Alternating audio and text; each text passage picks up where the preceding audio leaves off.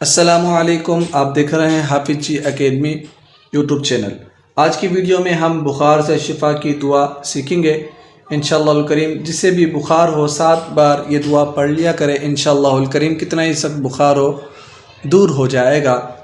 اگر مریض خود نہ پڑھ سکتا ہو تو کوئی دوسرا نمازی آدمی جو ہے 7 بار پڑھ کر دم کر دے یا پانی پر دم کر دے، ٹھیک ہے، انشاءاللہ الکریم بخار جو ہے وہ اتر جائے گا۔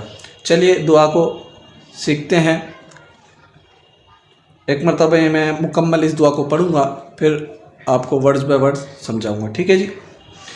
بسم اللہ الکبیر، اعوذ باللہ العظیم، من شر کل عرق نعار ومن شر حر النار۔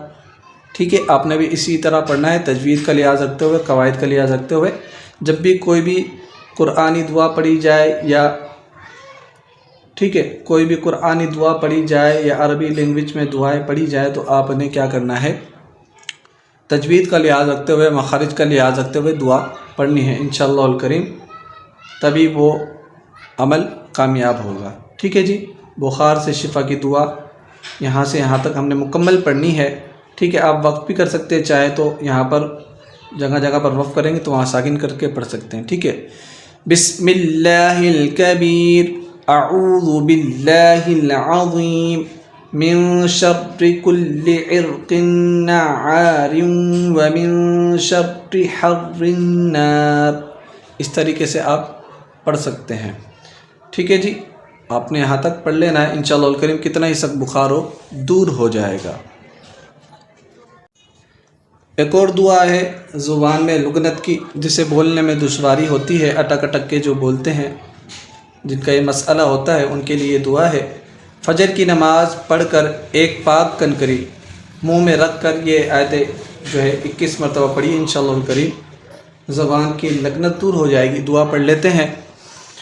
رب اشرح لی صدری ویسر لی امری واحلل عقدۃ من لسانی یفقہوا قولی۔ یہ مکمل دعا ہے، قرآن کریم میں یہ دعا موجود ہے۔ آپ نے ٹھیک ہے تجوید کا لحاظ رکھتے ہوئے، قواعد کا لحاظ رکھتے ہوئے اس دعا کو پڑھنا ہے۔ مرتبہ دوبارہ سے پڑھ لیتے ہیں۔ رب اشرح لی صدری ویسر لی امری رب اشرح لی صدری ویسر لی امری واحلل عقدۃ من لسانی یفقہوا قولی۔